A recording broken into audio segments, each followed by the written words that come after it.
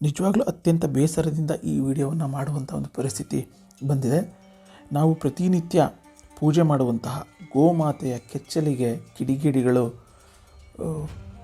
ಕೊಯ್ಯುವಂಥ ಕೆಲಸವನ್ನು ಮಾಡಿದ್ದಾರೆ.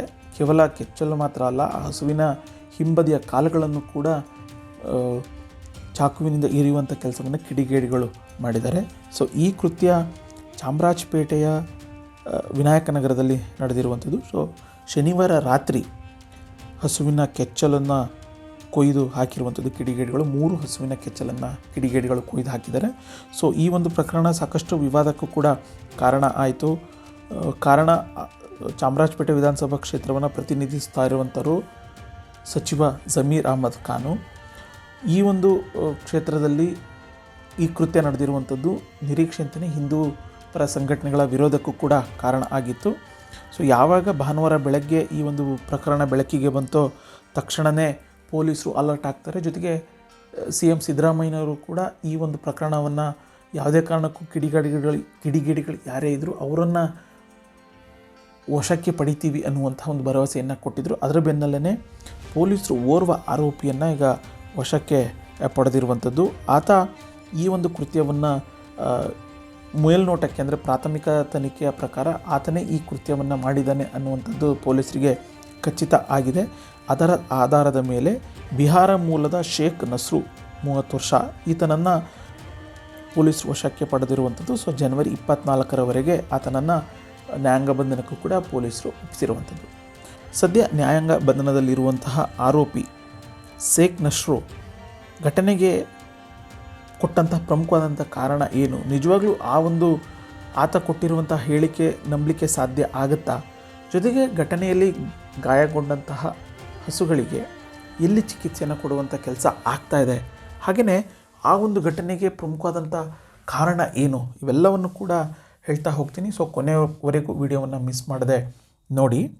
ಸೊ ಈ ಒಂದು ಘಟನೆ ಪ್ರಮುಖವಾಗಿ ಕಾರಣ ಅಂತಂದರೆ ಚಾಮರಾಜಪೇಟೆಯಲ್ಲಿ ಒಂದು ಪಶು ಆಸ್ಪತ್ರೆ ಇದೆ. ಆ ಒಂದು ಪಶು ಆಸ್ಪತ್ರೆಯನ್ನು ಬೇರೆಡೆಗೆ ಸ್ಥಳಾಂತರ ಮಾಡಬೇಕು ಅನ್ನುವಂತಹ ಒಂದು ಮಾಹಿತಿ ಸಿಗುತ್ತೆ. ಅದನ್ನು ಒಂದಷ್ಟು ಚಾಮರಾಜಪೇಟೆ ನಿವಾಸಿಗಳು ವಿರೋಧವನ್ನು ಕೂಡ ವ್ಯಕ್ತಪಡಿಸಿದರು. ಕಾರಣ ಚಾಮರಾಜಪೇಟೆಯಲ್ಲಿದ್ದಂತಹ ಪಶು ಆಸ್ಪತ್ರೆ ಹಲವು ವರ್ಷಗಳಿಂದ ಪಶುಗಳಿಗೆ ಚಿಕಿತ್ಸೆ ನೀಡುವಂಥ ಕೆಲಸ ಆಗ್ತಾಯಿತ್ತು. ಆದರೆ ಆ ಒಂದು ಜಾಗವನ್ನು ಸರ್ಕಾರ ವಕ್ಫ್ ಬೋರ್ಡ್ಗೆ ನೀಡಿ ಆದೇಶವನ್ನು ಕೂಡ ಮಾಡಿತ್ತು. ಇದು ನಿರೀಕ್ಷೆಯಂತೆಯೇ ನಿವಾಸಿಗಳಿಗೆ ಅಸಮಾಧಾನಕ್ಕೂ ಕೂಡ ಕಾರಣ ಆಗಿತ್ತು. ಹಸುಗಳನ್ನು ಕೂಡ ಕರೆದುಕೊಂಡು ಹೋಗಿ ಪ್ರತಿಭಟನೆಯನ್ನು ನಿವಾಸಿಗಳು ಮಾಡಿದರು. ಆ ಪ್ರತಿಭಟನೆಯಲ್ಲಿ ಭಾಗಿಯಾಗಿದ್ದಂಥ ಹಸುಗಳು ಕರ್ಣ ಎನ್ನುವವರಿಗೆ ಸೇರಿದ್ದು. ಆ ಒಂದು ಕೃತ್ಯ ಅಂದರೆ ಕೆಚ್ಚಲಿಗೆ ಕೊಯ್ದಿರುವಂತಹ ಹಸುಗಳೇನಿದೆ ಅವು ಕೂಡ ಕರ್ಣ ಎನ್ನುವರಿಗೆ ಸೇರಿರುವಂಥದ್ದು. ಸೊ ಪ್ರತಿಭಟನೆಯಲ್ಲಿ ಹಸುಗಳನ್ನು ಭಾಗಿ ಮಾಡಿಕೊಂಡಿದ್ದು ಕೂಡ ಇನ್ನಷ್ಟು ಒಂದು ರೀತಿ ಆ ಪ್ರತಿಭಟನೆಯ ಕಾವು ಏರಲಿಕ್ಕೆ ಸಾಧ್ಯ ಆಯಿತು. ಸೊ ಸರ್ಕಾರ ಯಾವುದೇ ಕಾರಣಕ್ಕೂ ಪ್ರತಿಭಟನೆಗೆ ಮಣಿಲಿಲ್ಲ. ಹಾಗಾಗಿ ನಿವಾಸಿಗಳು ಕೋರ್ಟನ್ನು ಮೊರೆ ಹೋಗುವಂಥ ಕೆಲಸವನ್ನು ಮಾಡಿದರು. ಸೊ ಕೋರ್ಟು ಆದೇಶವನ್ನು ಮಾಡಿತು, ಯಾವುದೇ ಕಾರಣಕ್ಕೂ ಚಾಮರಾಜಪೇಟೆಯ ಪಶು ಆಸ್ಪತ್ರೆಯನ್ನು ವಕ್ಫ್ ಬೋರ್ಡಿಗೆ ನೀಡಬಾರದು, ಜೊತೆಗೆ ಪಶು ಆಸ್ಪತ್ರೆಯನ್ನು ಬೇರೆಡೆಗೆ ಸ್ಥಳಾಂತರ ಮಾಡಬಾರ್ದು ಅನ್ನುವಂಥ ಒಂದು ಆದೇಶವನ್ನು ಕೊಟ್ಟಿತ್ತು. ಸೊ ಅದಾದ ನಂತರ ನಿವಾಸಿಗಳು ಪ್ರತಿಭಟನೆಯನ್ನು ಕೈಬಿಟ್ಟಿದ್ದರು. ಸೊ ಎಂದಿನಂತೆ ಪಶುಗಳಿಗೆ ಚಿಕಿತ್ಸೆ ಕೊಡುವಂಥ ಕೆಲಸ ಎಲ್ಲವೂ ಕೂಡ ಆಗ್ತಾಯಿತ್ತು. ಆದರೆ ಶನಿವಾರ ರಾತ್ರಿ ಕರ್ಣ ಎನ್ನುವರು ಸೇರಿದಂತಹ ಸುಮಾರು 20 ಹಸುಗಳನ್ನು ಅವರು ಪ್ರತಿನಿತ್ಯ ರಾತ್ರಿ ಎಲ್ಲಿ ಕಟ್ಟಾಕ್ತಿದ್ರು ಅಲ್ಲಿ ಕಟ್ಟಾಕುವಂಥ ಕೆಲಸವನ್ನು ಮಾಡಿದರು.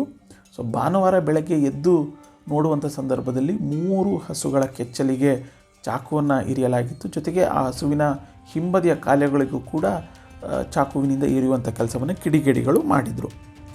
ಆದರೆ ಯಾವಾಗ ಈ ಒಂದು ಪ್ರಕರಣ ಬೆಳಕಿಗೆ ಬಂತೋ ಹಿಂದೂಪರ ಸಂಘಟನೆಗಳು, ವಿಪಕ್ಷಗಳು ಎಲ್ಲವೂ ಕೂಡ ಘಟನಾ ಸ್ಥಳಕ್ಕೆ ತೆರಳಿ ಸರ್ಕಾರದ ಅಂದರೆ ಆರೋಪಿಗಳನ್ನು ಬಂಧಿಸುವಲ್ಲಿ ವಿಳಂಬ ಮಾಡ್ತಾ ಇದೆ ಅಂಥೇಳಿ ಟೀಕಿಸುವ ಕೆಲಸವನ್ನು ಕೂಡ ವಿಪಕ್ಷಗಳು ಜೊತೆಗೆ ಹಿಂದೂಪರ ಸಂಘಟನೆಗಳು ಮಾಡಿದವು.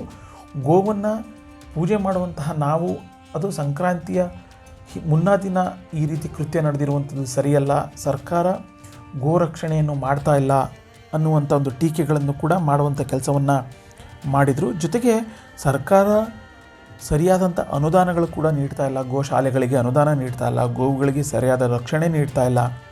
ಇದರ ಪರಿಣಾಮನೇ ಇಂತಹ ಹೃದಯಹೀನ ಕೃತ್ಯಗಳು ನಡೆಯಲು ಪ್ರೇರಣೆ ಆಗ್ತಾಯಿದೆ ಅನ್ನುವಂಥ ಒಂದು ಟೀಕೆಗಳನ್ನು ಮಾಡಿದರು.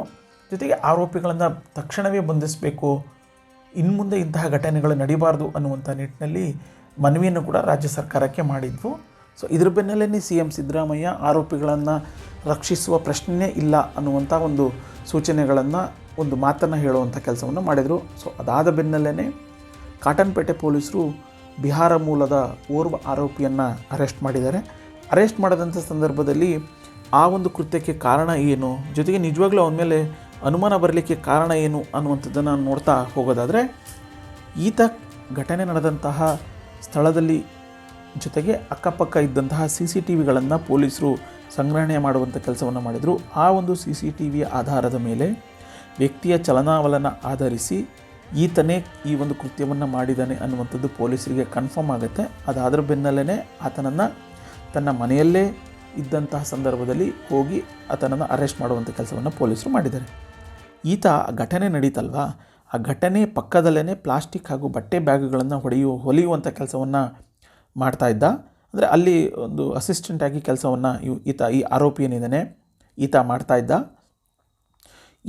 ಜೊತೆಗೆ ಈತ ಕುಡಿದಂತಹ ಮತ್ತಿನಲ್ಲಿ ಈ ಕೃತ್ಯವನ್ನು ಮಾಡಿದ್ದೀನಿ ಅಂಥೇಳಿ ಆತ ಬಾಯ್ಬಿಟ್ಟಿದ್ದಾನೆ ಅನ್ನುವಂಥ ಒಂದು ಮಾಹಿತಿ ಸದ್ಯಕ್ಕೆ ಸಿಗ್ತಾ ಇರುವಂಥದ್ದು. ಆದರೆ ನಿಜವಾಗ್ಲೂ ಈತ ಕುಡಿದ ಮತ್ತಿನಲ್ಲೇ ಈ ರೀತಿಯಾದಂಥ ಕೃತ್ಯವನ್ನು ಮಾಡಿದಾನ, ಅಥವಾ ಇದರ ಹಿಂದೆ ಬೇರೆ ಏನಾದರೂ ಕಾರಣ ಇದೆಯಾ, ಅಥವಾ ಪ್ರತಿಭಟನೆಗೆ ಹಸುಗಳು ಭಾಗಿಯಾಗಿದ್ವು ಅನ್ನುವಂಥ ಒಂದು ದ್ವೇಷದಿಂದನೇ ಈ ಕೃತ್ಯವನ್ನು ಬೇರೆ ಯಾರು ಶೇಖ್ ಕೈಯಲ್ಲಿ ಮಾಡಿಸಿದ್ರಾ ಅನ್ನುವಂತಹ ಒಂದು ಅನುಮಾನ ಈಗ ಮೂಡ್ತಾ ಇದೆ. ಸೊ ಸದ್ಯಕ್ಕೆ ಓರ್ವ ಆರೋಪಿ ಸಿಕ್ಕಿದ್ದಾನೆ. ಈತನ ಇನ್ನಷ್ಟು ವಿಚಾರಣೆ ಮಾಡುವಂಥ ಅಗತ್ಯ ಇದ್ದು, ವಿಚಾರಣೆ ನಂತರ ಈತ ಒಬ್ಬನೇ ಕೃತ್ಯವನ್ನು ಮಾಡಿದಾನ, ಅಥವಾ ಇದರ ಜೊತೆಗೆ ಇನ್ನಷ್ಟು ಆರೋಪಿಗಳು ಇದ್ದಾರಾ, ಅಥವಾ ಇದ್ರ ಹಿಂದಿರುವಂತಹ ಮಾಸ್ಟರ್ ಮೈಂಡ್ ಯಾರು, ಇವೆಲ್ಲವೂ ಕೂಡ ಇನ್ನಷ್ಟೇ ಬೆಳಕಿಗೆ ಬರಬೇಕಿದೆ. ಸೊ ನಿಮಗೆ ಈ ಒಂದು ಹಸುವಿನ ಕೆಚ್ಚಲಿಗೆ ಚಾಕು ಇರಿತ ಪ್ರಕರಣಕ್ಕೆ ಸಂಬಂಧಪಟ್ಟಂತೆ ನಿಮ್ಮ ಅನಿಸಿಕೆ ಅಭಿಪ್ರಾಯಗಳನ್ನು ಕಮೆಂಟ್ ಬಾಕ್ಸ್ನಲ್ಲಿ ಕಮೆಂಟ್ ಮಾಡಿ. ಹಾಗೆಯೇ ನೀವು ಇನ್ನೂ ಕೂಡ ನಮ್ಮ ಯೂಟ್ಯೂಬ್ ಚಾನಲನ್ನು ಸಬ್ಸ್ಕ್ರೈಬ್ ಮಾಡಲಿಲ್ಲ ಅಂತಂದರೆ ಸಬ್ಸ್ಕ್ರೈಬ್ ಮಾಡಿ. ಧನ್ಯವಾದಗಳು.